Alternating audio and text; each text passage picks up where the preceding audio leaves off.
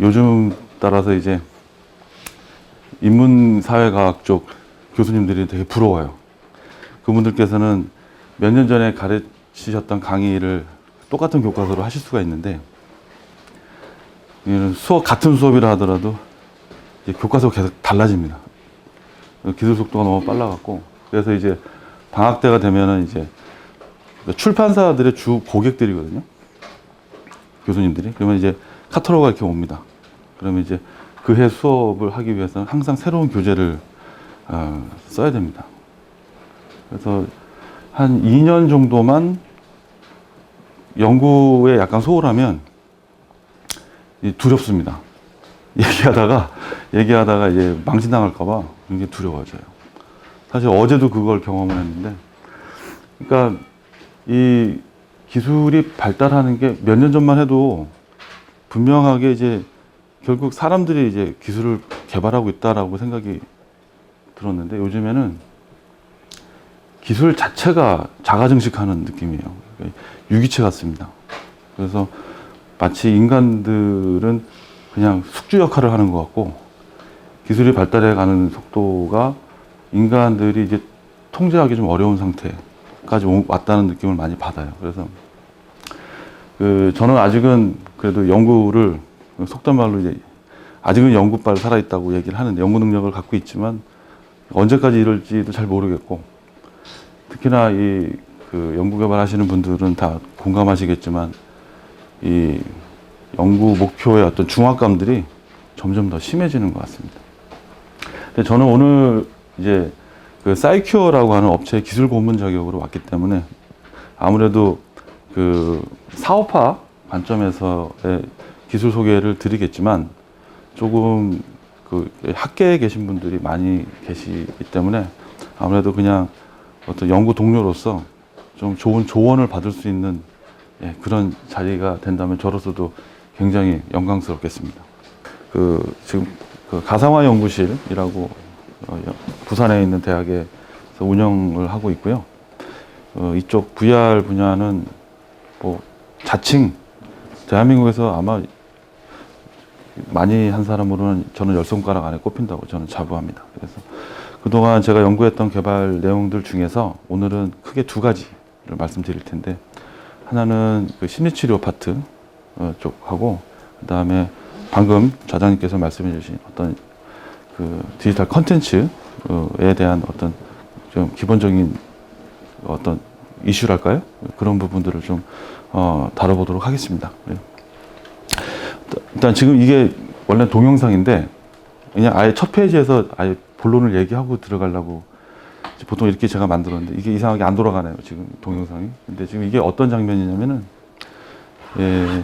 이게 관심병사입니다.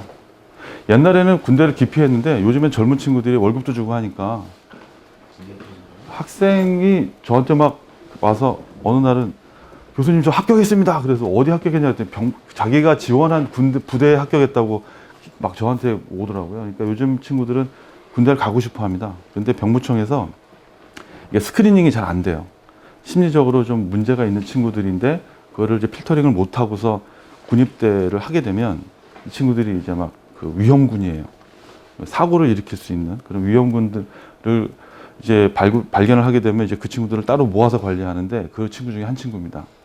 그래서 지금 맞은편에서 지금 상담을 하고 계신 분은 그 육군본부 리더십 센터에 이제 그 심리 상담 전문가이신 그 심리 상담 장교신데, 오늘 처음 만나서 이제 대화를 하는 중이에요. 근데 이 친구가 뭐 우울하냐, 뭐가 문제가 있냐 이렇게 질문을 해보면 불안해합니다. 이렇게 막 손도 막 떨고 다리도 떨고 막 웃고 시선을 막 흐트러뜨리고 이러는데, 이제 좀 이따가 체험하실 요 글라스를 착용을 하게 되면 갑자기 마음이 편안해지면서 자세도 아주 올곧아지고 대화 내용도 되게 차분하게 자기 이야기를 솔직하게 합니다.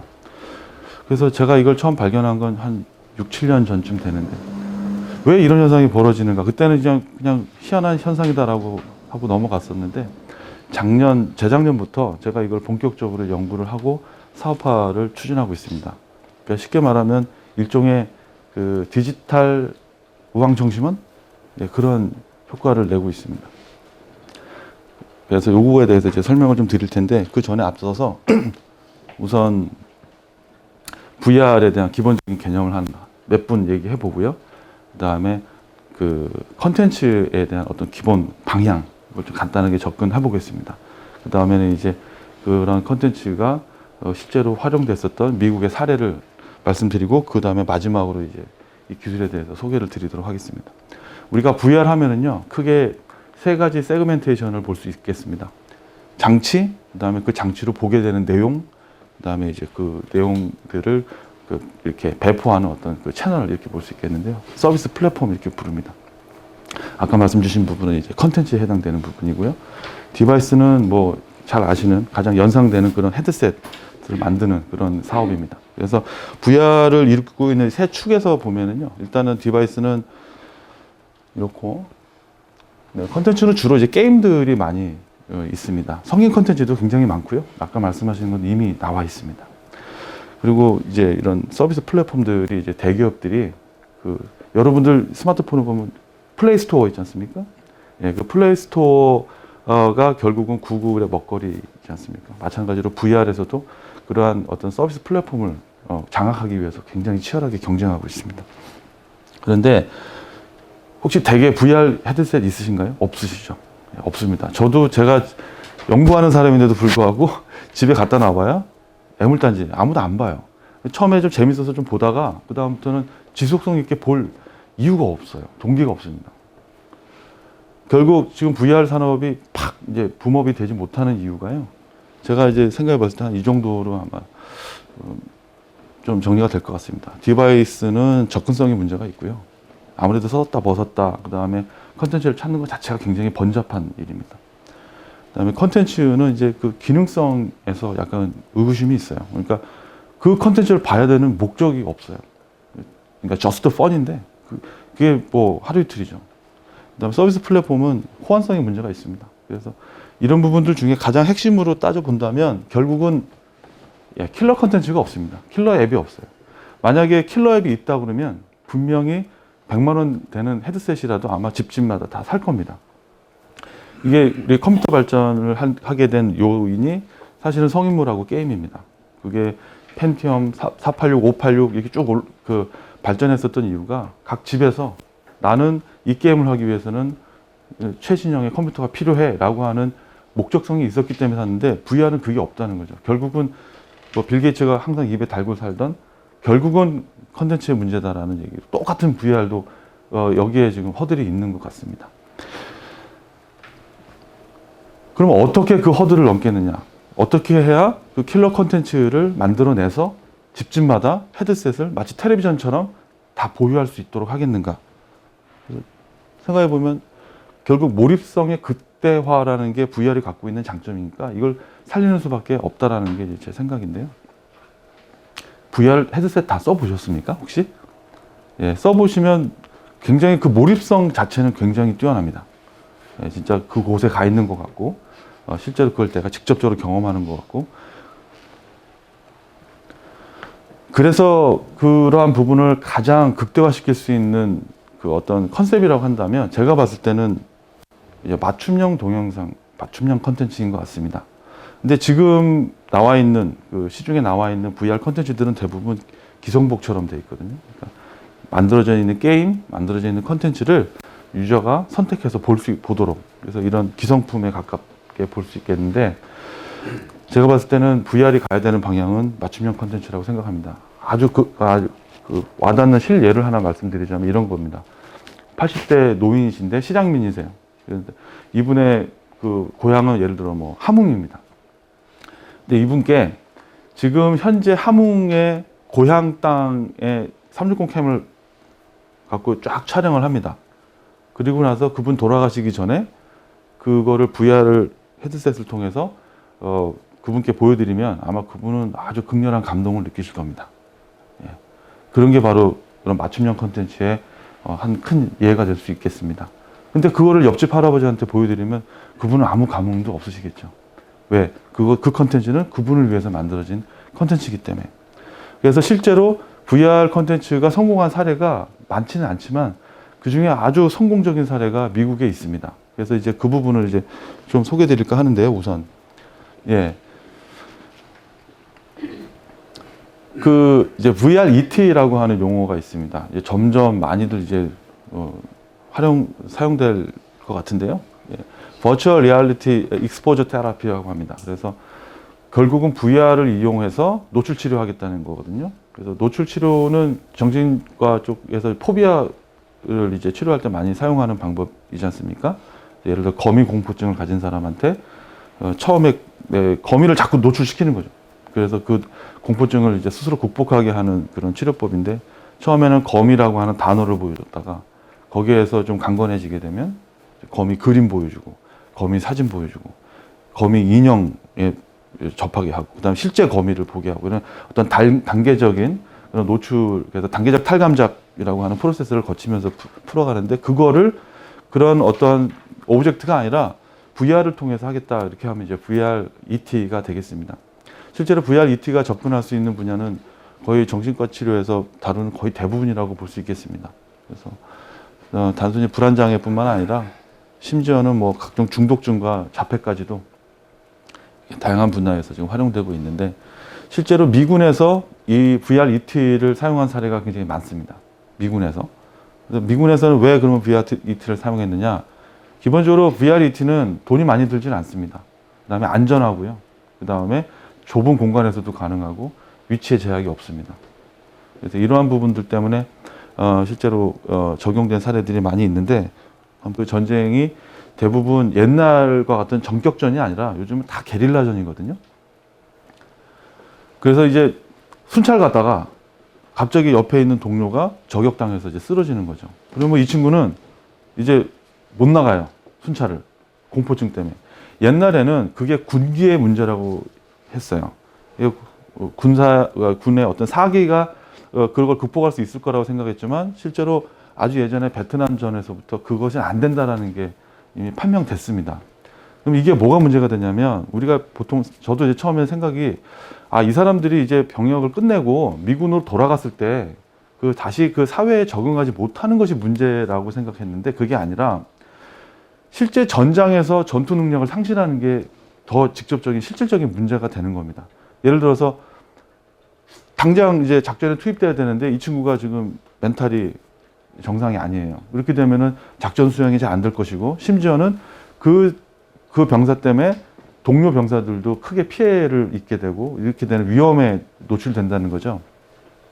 그 비율이 자그마치 약 20%에 육박합니다. 즉 군인 5명 중에 1명이 그런 트라우마로 고생하고 있다는 거죠. 이게 군사력을 굉장히 많이, 전투력을 떨어뜨리게 됩니다. 아마 베트남전에서 미군이 진 이유도 사실은 이 이유가 아닐까 싶습니다. 근데 그 이후에도 뭐 아프간전, 걸프전, 뭐 수없이 많은 전쟁들에서 보면은 실제로 조사해 본 연구 사례들에서는 한 10%에서 20% 정도가 이제 PTSD로 이제 굉장히 고생했다고 얘기를 하는데요. 그럼 결국은 이거를 가만히 둘 수는 없었을 것이고, 이 문제의 원인을 이제 찾다 보니까 방금 제가 말씀드린 대로 저항군의 게릴라 전술들이 가장 큰 문제가 된다는 거죠. 그래서 이제 작전 수행 중에 PTSD를 이제 겪게 되면 맨 처음에는 일단은 약물로 어느 정도 진정을 시킵니다. 예, 그런데 그 약물로 진정시킨다고 해서 그 치료가 되는 상태는 아니고요. 결국에는 작전에 투입되려면은 그걸 스스로 이제 극복해야 되는데, 그때 이제 노출 치료를 이제 하게 됩니다. 근데 노출 치료라는 게 그렇지 않습니까? 혹시 뭐 어떤 공포증들은 보통 사람들도 다 갖고 계시거든요. 어떤 분은 이제 새 공포증 갖고 계신 분도 있고, 저는 이제 그 다지류 곤충에 대한 공포증이 있습니다. 그러면 이제 그거를 스스로가 극복하려고 그러면 어떻게 해서든지 그거에 자꾸 접촉을 해야 되는데, 이제 그 공포를 이제 극복하기 위해서는 기본적으로 심리학적으로 이와 같은 공포감의 구조를 좀 우리가 생각해 볼 필요가 있습니다. 예를 들어서 우리가 뭔가 대상을 보고 공포를 느꼈다라는 건 결국 뭐냐면, 그 이전에 그 대상 때문에 겪었었던 어떤 아픈 경험, 그 다음에 노출이 됐을 때 거기에 대한 스스로가 갖는 의미, 그거에 대한 의미, 그리고 그것에 대해서 신체적인 반사 반응이 같이 조합되어야 우리가 보통 그걸 이제 공포증이라고 얘기를 하는데요. 중요한 것은 이 경험과 의미가 서로 직접적인 관련이 없다라는 것을 끊어줘야 됩니다. 이거를. 그러니까 그게 이제 쉽지가 않은 거죠. 그래서 이제 그걸 하기 위해서 보통은 이제 인비보라고 해서 직접 노출 방법이 옛날부터 고전적으로 사용됐었고, 최근에 들어와서 이제 VR을 통해서 VR-ET가 이제 그 부분을 이제 대체하고 있는 추세입니다.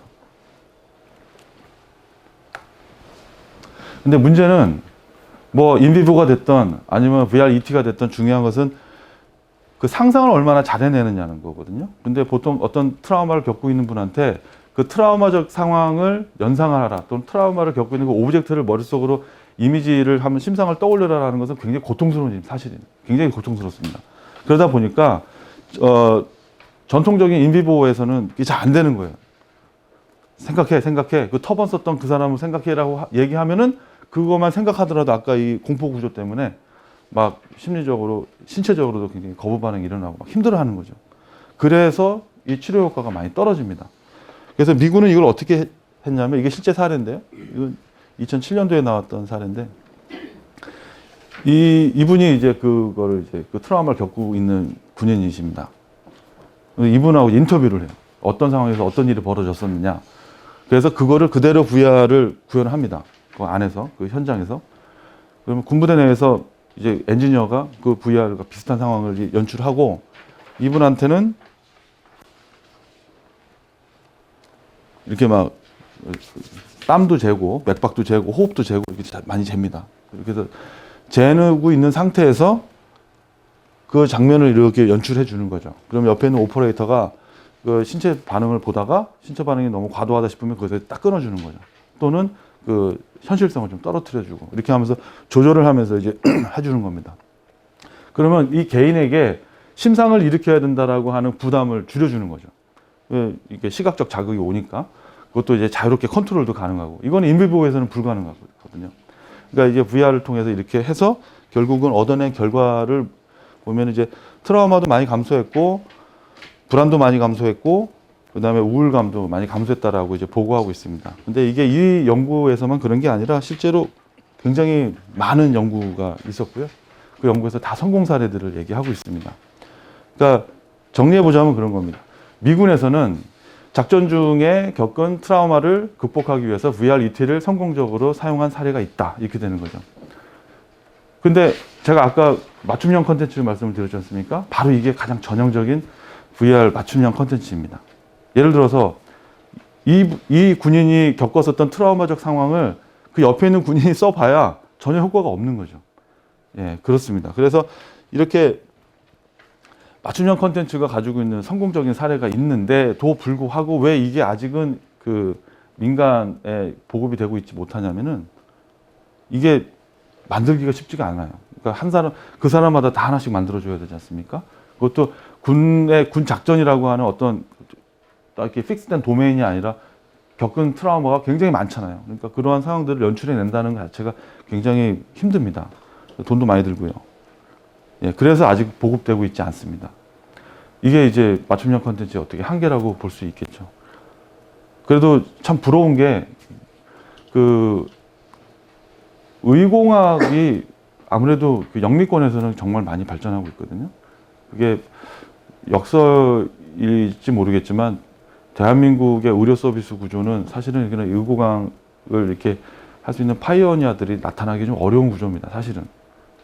그런데 다행스럽게도 제가 최근에 그 여러 의사 선생님들을 뵀는데, 그 중에 많은 분들이 이런 심리치료나 이런 쪽에 적극적인 모습을 보여주시고, 그래서 그분들에게도 제가 똑같은 이런 맞춤형 컨텐츠의 필요성을 이제 피력을 해보면은 굉장히 적극적으로 같이 해보자고 하시는 분들이 많이 나타나셔서 굉장히 고무되어 있는 상황입니다. 자, 그렇다면은 한번 우리나라 군대의 예를 한번 들어서 한번 말씀드려 보겠습니다. 그럼 우리나라는 지금 전쟁도 하고 있지 않고 트라우마 겪고 있는 친구들도 없는데, 그러면 맞춤형 컨텐츠가 어떻게 적용될 수 있지? 예, 거기에 대한 답입니다. 대한민국이 7대 군사 강국입니다. 잘 모르시는 분들 많은데, 전 세계에서 군사력이 7번째로 강합니다.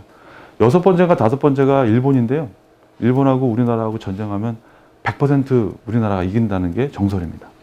왜냐하면 일본은 해군만 많이 발전해 있고요. 한번 상륙하는 순간 일본은 그냥 전면합니다. 우리나라가 육해공이 굉장히 많이 발전해 있는 나라. 그런데 문제는 뭐냐면은 그 군부대에서 벌어지는 사고들이 문제입니다. 심심치 않게 들리는 게 이제 총기 사고 뭐 이런 것들이 많이 있지 않습니까? 자살 사고 이런 것들이 많이 있는데 그동안 사실 대한민국의 국군이 굉장히 많이 선진화됐습니다. 그래서 엊그저께도 이제 군부대를 한번 방문해 봤는데 정말 옛날 같지 않습니다. 지금은 어느 정도냐면은 일반 20대 청년들의 자살률보다도 군부대의 군인들의 자살률이 더 낮습니다. 그런데도 불구하고 이 친구들이 군대를 가서 자살을 하게 되면 책임이 이제 군부대로 전가되죠. 그래서 그런 것들에 대한 그 부담을 굉장히 많이 안고 있습니다.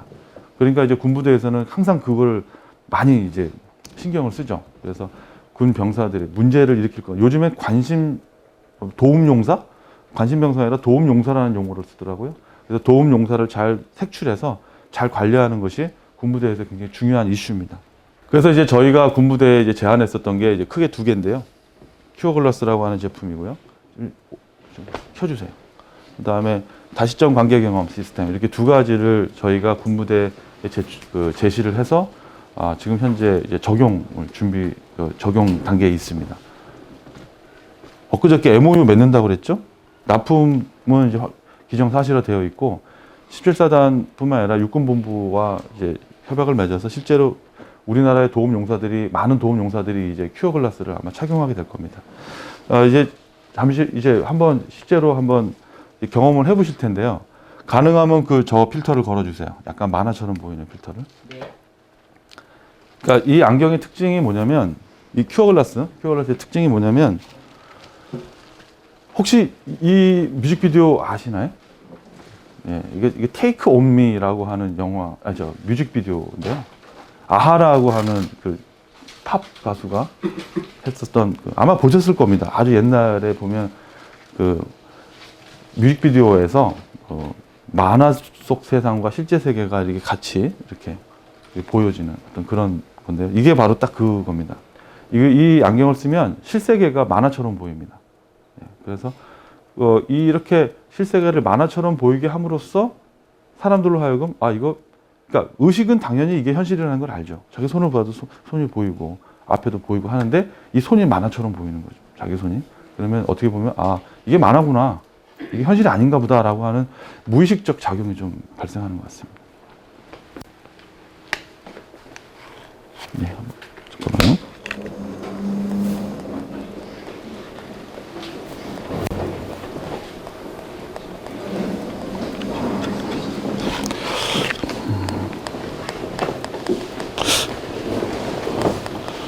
이게 만화처럼 보이는 부분도 있고요. 또는 약간 그 유화, 그림처럼 보이게 하는 것도 있는데 여러 가지 필터를 걸어서 결국은 인지 왜곡을 시킨다는 게 핵심입니다. 이 시각적 자극이 왜곡되면서 실제에 대한 현실감 자체가 왜곡이 일어나는 거죠. 그래서 지각 인지 왜곡을 통한 즉각적 탈감작과 둔감화를 일으킵니다. 그러니까 이런 거죠. 이거 현실 맞나? 이런 느낌을 받습니다. 자, 근데 아마 지금 써보시면 여러분들께서는 내가 지금 심리가 안정되고 있어. 이런 느낌은 안 드실 거예요. 왜 그러냐면 혹시 지금 소화제를 드시면 소화제 효과가 나올까요? 안 나옵니다. 이게 아픈 친구가 써야 효과가 나오거든요. 근데 이번에 CES 전시회를 가가지고 되게 재밌는 현상이 하나 있었어요. 제가 이제 어떤 분이 오셨길래 그분한테 씌웠어요. 그러면서 이걸 쓰면 심리적으로 안정이 돼요. 라고 했더니 그분이 뭐라고 하시냐면 저를 보면서 그런 거 없는데? 그러는 거예요. 그래서 곰곰이 생각해보면 되게 웃기는 일인 거예요. 예를 들어서 자기가 어떤 부스를 가서 그 회사 제품을 보고 이거 별거 없는데? 라고 말하는 사람이 세상에 어디 있습니까? 근데 그러면서 자기가 심리적으로 굉장히 뭐랄까요? 과감해졌다는 사실을 본인이 인지를 못해요. 예, 그런 좋은 사례입니다. 실제로 약간 아픈 친구들이 이걸 쓰면은요, 굉장히 당당해져요. 그러니까 이게 딱 쓰면 일단 의자 등에 딱 기댑니다. 이렇게 딱. 하고서 상담자를 쫙 쳐다봐요. 이렇게. 근데 그게 굉장히 과감한 행동이거든요. 사회적인 부담을 갖고 있는 사람이 예를 들어서 자기가 몸을 오픈을 하고 그 상대를 주시한다? 그거 우리 보통 사람들한테도 쉽지 않은 일이거든요. 근데 그런 사회적인 긴장감을 굉장히 높은 친구들이 그렇게 한다는 건 되게 재밌는 일이죠. 그게 이제 벌어지는 게 결국은 인간이 외부 세계를 의식하는 게 감각, 지각, 그다음에 인지 단계를 거치는데 이 지각에서 인지로 넘어갈 때 여기가 약간 문제가 있는 친구들이 이 부분을 약간 감쇄시켜 주거나 또는 단단하게 바인딩 시켜 주거나 그런 어떤 효과를 일으키는 겁니다. 다시 말해서 의식적으로는 현실인 걸 뻔히 알지만 무의식적으로 자기가 아까 얘기했잖아요. 공포의 어떤 그 구조에서 신체적 반응 자체를 굉장히 억제시킬 수가 있습니다. 실제 내부 구조는 이렇게 되어 있는데 뭐 그림이 좀 복잡할 수는 있겠지만 되게 단순합니다. 뭐냐면은 그냥 앞에 카메라가 달려 있고 그걸로 영상을 실시간으로 그 스트리밍 하면서 거기에다가 이미지 필터를 걸어 놓은 겁니다. 이미지 필터를 하면 이제 뭐냐면 그 이미지 맵을 가지고 어떤 특정한 알고리즘을 통해 가지고 그 색상이나 이런 그 컬러 비트맵을 매핑 시키는 거예요. 다른 걸로. 그렇게 함으로써 만화처럼 보이게 한다든지 또는 흑백으로 보이게 한다든지 반전시킨다든지 또는 어떤 그림처럼 보이게 한다든지 이제 여러 가지 그런 20여 개의 필터가 지금 내장되어 있는 상태입니다. 그래서 이런 필터를 걸어서 결국엔 예를 들어서 늑대를 봤을 때 굉장히 긴장하는 사람이 있다고 했을 때 그 사람한테 이 늑대가 이렇게 보이게 한다면 즉 덜 늑대처럼 보이게 또는 덜 현실적인 자극을 주게 되면은 아까 말씀드린 그런 탈감작이 벌어지는 거죠. 자, 그러면 진짜 효과가 있을까? 그래서 이거를 그 이제 육군본부 측과 협약을 맺고 같이 한번 이제 부천에 있는 17사단에 들어가서 이제 실험을 해본 결과입니다. 실험은 이렇습니다. 현재 군생활 부적응자나 군생활에 어려움 겪고 있는 용사들에게 병영 상담이 실제로 운영되고 있는데요. 대대 단위로. 그 상담을 통해서 이제 심리 상태나 내적 감정을 빨리 발견해서 이 친구가 일으킬 수 있는 어떤 그 위험적인 사고를 미연에 방지를 해야 됩니다. 근데 문제는 뭐냐면 군 특성상 이게 상명하달과 이게 계급 사회이기 때문에 자기 표현을 잘 못해요. 그러니까 이런 거죠. 괜찮습니다. 저는 잘 지내고 있습니다. 이런다는 거죠. 속은 안 그러면서. 그래서 이 친구들에게 한번 그런 상담에 본인의 이야기를 잘할 수 있는 어떤 그런 집중을 할 수 있는 그런 분위기를 만들기 위해서 이제 큐어 글라스를 착용시켜서 검증했다는 게 이제 제가 소개드리려고 하는 케이스 스타디입니다. 여기 보면 이제 총 3개 대대에 11명 정도 대상으로 하루에 한 서너 명씩 3일 동안 계속 한번 해봤습니다. 그래서 하는 방법이 이렇습니다. 대상군을 이제 데려다 놓고 이제 1대1로 면담을 하는 중에 갑자기 이제 씌우는 거죠. 뒤에 가서 슬쩍 이 글래스를 씌웠습니다. 그러다가 또 한참 얘기하다가 또 베껴보고, 씌워보고, 베껴보고, 씌워보고, 베껴보고 이렇게 한 겁니다. 그랬더니 나타난 현상이 뭐냐면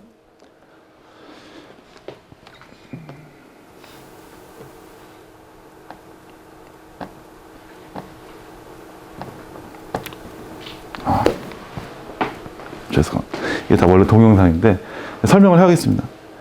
막 손 떨고 이러면서 이러면서 뭐 요즘에는 저는 뭐 잘 지내고 있고 이러다가 갑자기 안경을 딱 쓰면 탁 이러면서 다리 딱 꼬고 팍 이렇게 쳐다보고 얘기합니다. 그다음에 얘기하다가 나는 원래 자살을 하려고 했었는데 자살을 나는 이렇게 생각했었고 저렇게 생각했었고 막 이런 말들 서슴없이 처음 보는 소령 앞에서 이병이 얘기할 수 있을까요? 군대라는 조직에서. 그러니까 이 상담 장교가 깜짝 놀래요. 이게 왜 이러지? 이런 식으로. 특히 이 친구는 자기는 여자가 돼야 된다라고 생각하는 친구예요. 근데 그런 얘기를 처음 보는 소령 앞에서 어떻게 하죠? 근데 막 그런 얘기를 합니다. 그래서 하도 신기해갖고 이 친구들이 말한 대본을 다 필사를 했어요. 그리고 글라스를 썼을 때 했던 말들하고 글라스를 안 썼을 때 했던 말들을 쫙 비교해 봤더니 글라스를 안 썼을 때 했던 말들은 주로 그냥 평이한 요즘 많이 힘들지? 그럼 예, 좀 힘들기도 하고 뭐 견딜만 합니다. 이렇게 얘기하는 거랑 많이 힘들지? 라고 했을 때 정말 죽겠습니다. 제가 요즘에 이런 일이 있어가지고 되게 힘듭니다. 이 둘은 굉장히 질이 다르잖아요. 상담의 질, 내용에.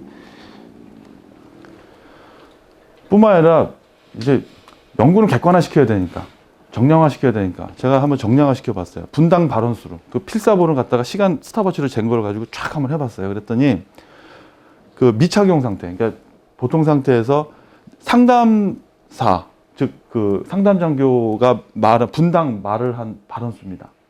이건 내담자가 분당 말을 한 단어수예요.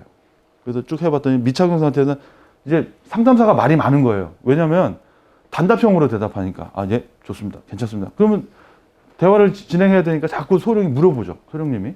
그러니까 소령님이 말하는 횟수가 많을 수밖에 없죠. 근데 글라스 착용하면 갑자기 뭘 물어봤을 때 막 주저리 자기 얘기를 하기 시작했다는 의미가 되겠습니다.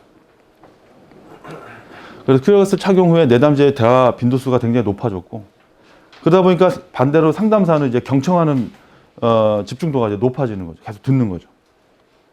이야기 속의 진정성도 높아지고 심도 있는 대화가 진행되더라. 근데 재밌는 사실은 그러다가 딱 베끼면 갑자기 잠에서 깬 것 마냥 다시 빡 해서 또 막 떨고 다리 떨고 막 이럽니다. 그러다 또 씌우면은 또 차분해지고. 근데 재밌는 사실은 아까 그 CS에서 오셨던 그분처럼 본인이 태도가 변했다는 사실을 본인이 전혀 지각하지 못한다는 게 또 특징입니다. 그래서 너 아까랑 달라. 태도가 글라스 썼을 때 너가 태도가 달라졌어. 그러면 아니라고 잡아뗍니다. 예. 그러다 동영상 보여주면 이제 놀라는 거죠. 내가 왜 이렇게 변했지? 이런 식으로. 이것도 참 특이한 현상입니다.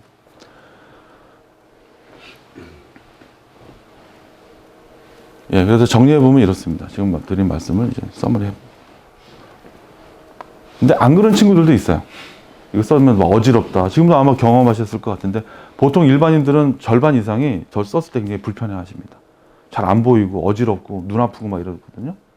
예, 그런 친구들도 있어요. 이런 친구들은 전혀 정량적인 그 어떤 특징이 나타나지도 않습니다. 불편하다라고 막 얘기하고요. 근데 이거는 저는 개인적으로 굉장히 고무적이라고 생각해요. 10명 모두가 다 이런 반응을 했다 그러면 제가 약간 두려웠을지도 모릅니다.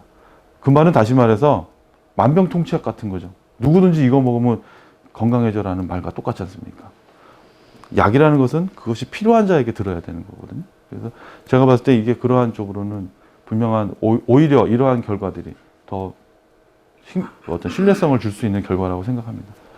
이거는 이제 그 모든 그 친구들한테 상담 말미에 이거 어땠었니? 라고 물어봤을 때의 결과입니다. 긍정적인 요소가 한 16건 정도 얘기를 보고가 됐고요. 부정적인 건 4건인데 상담의 질과 관련된 부정적 평가는 없습니다. 즉 다시 말해서 써서 상담에 방해받았다라고 얘기하는 사람은 없었어요. 써서 좋았었다라고 얘기하는 사람은 다수였고요. 그러니까 다음에도 이거 쓸래? 라고 물어봤을 때 예, 다음에도 저는 상담할 때 이걸 쓰겠습니다 라고 얘기한 사례가 60% 이상입니다. 아마 정신적으로 아무 문제 없는 친구한테 했을 땐 이 정도 비율로 나타날 것 같지는 않습니다. 네. 지금까지가 이제 큐어 글라스 얘기였습니다. 그 다음에 지금은 짧게 그 두 번째 MPRE를 좀 더 소개를 드리고 이제 질의응답 토론으로 이어가도록 하겠습니다. 가장 이해하기 쉬운 방법이 바로 영화가 한 편이 있습니다. 존 말코비치 덱이라는 영화가 있었어요. 90년대 영화인데 이 영화는 굉장히 그러니까 컬트예요. 굉장히 컬트예요. 그러니까 어떤 방에 들어가면 존 말코비치라고 하는 사람의 머릿속으로 들어가는 겁니다. 그래서 그 사람이 돼서 그 사람이 했던 행동들을 경험하게 하는 그런 독특한 시놉시스를 갖고 있는 영화인데 실제로 이게 현실적으로 이제 구현 가능해졌습니다. 다시 말해서 내가 저 사람의 입장이 돼 보는 거죠. 그게 저 사람의 입장을 머릿속에 심상을 일으킨다는 게 아니라 진짜 그 사람의 관점에서 세상을 바라보게 한다는 겁니다. 이제 이게 프로세스인데 직접적인 예를 한번 들어보겠습니다. 아까 그 17사단 가서 했었던 일인데요. 이렇게 한 이제 그 내무반이에요. 내무반 그 병사들 다 모아놓고 제가 이제 소개를 합니다. 여기 오늘 이제 신병이 하나 있는데 그 신병이 이제 우울증 신병이에요. 근데 이 신병이 굉장히 잘하고 있다. 그래서 뭐 그 사단장 표창을 받았다라고 치자. 그리고 그 친구가 여기 있다고 생각하고 그 친구한테 해주고 싶은 말, 격려해주고 싶은 말을 한번 해보자. 라고 이제 연기를 해보자는 거죠. 그러니까 이제 약간 뻘쭘하게 쑥스러워하면서 이제 합니다. 이게 이제 360 캠을 360 카메라를 앞에다 놓고 그 360 카메라가 그 사람이다 생각하고 이제 막 이야기를 하면서 하는 겁니다. 이게 찍어보면 실제로 생각보다 그렇게 찍힌 거를 VR로 봤을 때 그 현실성이 굉장히 높습니다. 마치 진짜 내 앞에서 얘기하는 것처럼 굉장히 리얼하거든요.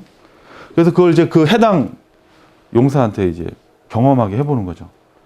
그러면 이제 막 울어요. 막 감동해서. 그 다음에 막 너무 재밌었고 막 너무 현실 같고 막 이러니까 그래서 인터뷰를 해보는 거죠.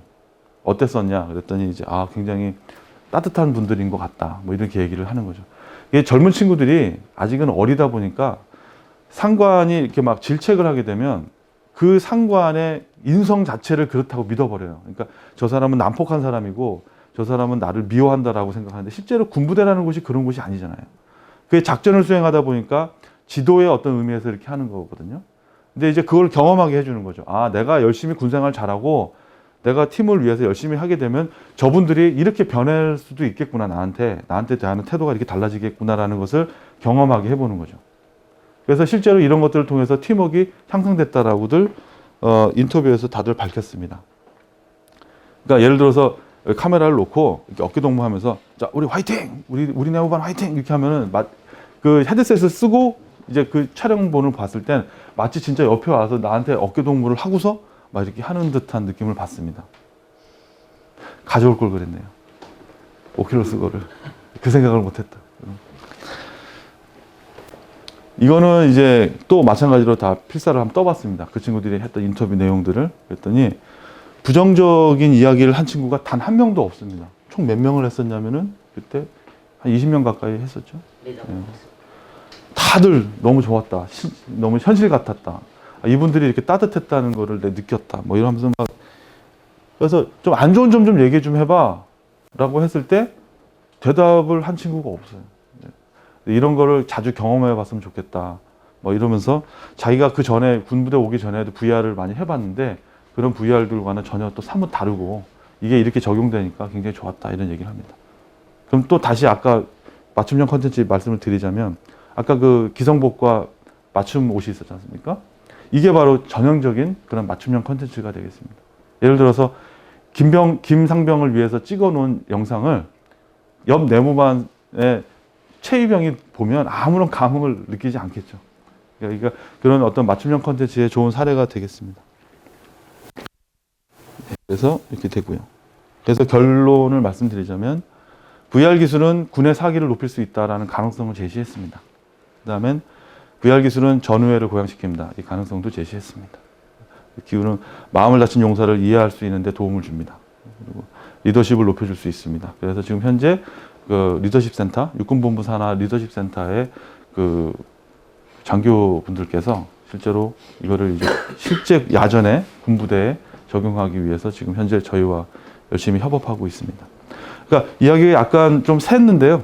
오늘의 주제는 약간 정신과적인 치료 이쪽에서 포커스를 맞췄다가 이제 NPR까지 소개를 드렸는데요. 뒤에도 몇 가지 있습니다만 이건 뭐 별로 중요한 건 아닌 것 같고요.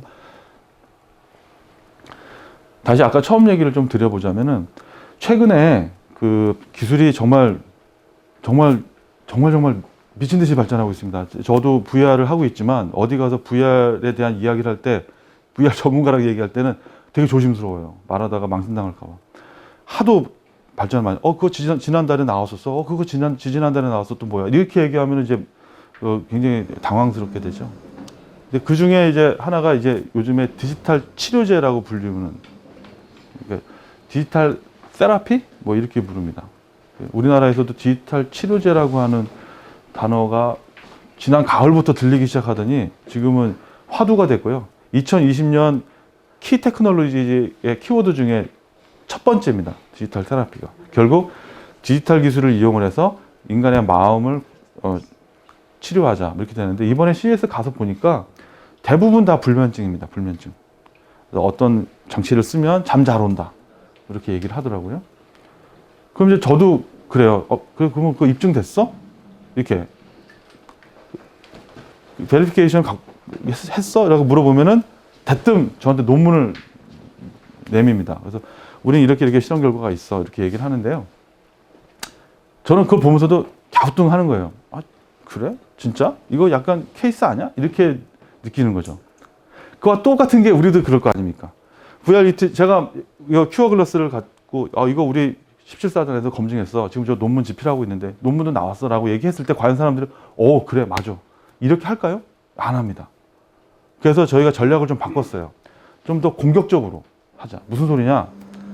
검증이고 뭐고 필요 없고 당신이 경험해봐. 이거죠. 그래서 지금 프로토타이핑을 해서 이번에 한 50개 만들죠.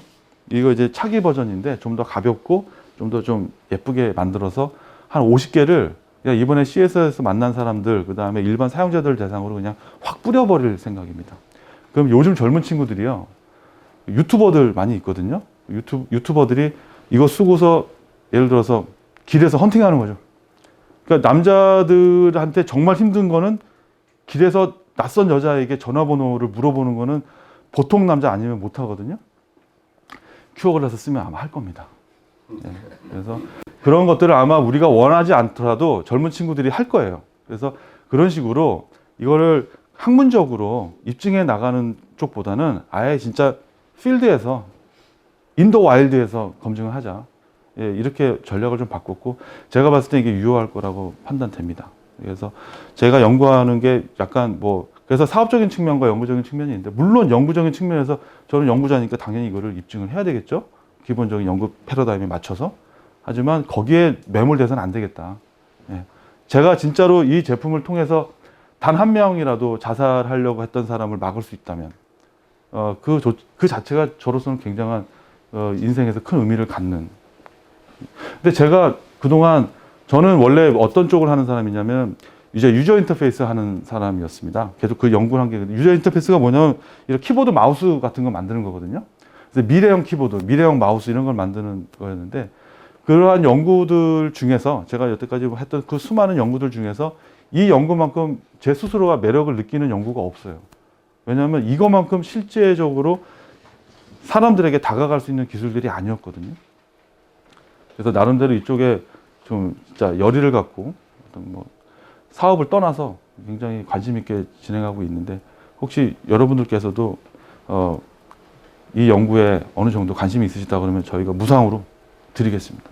그래서 한번 여러 가지 활용해 보실 수 있는 기회가 된다면 좋겠습니다. 단 어디에 어떻게 쓰실지에 대한 계획은 주시면. 그래서 향후에라도 저나 아니면 우리 사이큐의 직원에게 아주 자유롭게 편안하게 한번 컨택하시고 그 회사에도 한번 방문해서 한번 보시고 그러면 좋겠습니다. 그래서 부대 이 자리가 제가 열심히 재밌게 연구하고 있는 연구 주제가 이렇게 같이 공유될 수 있는 좋은 자리였기를 바라고요. 이 정도로 마치겠습니다.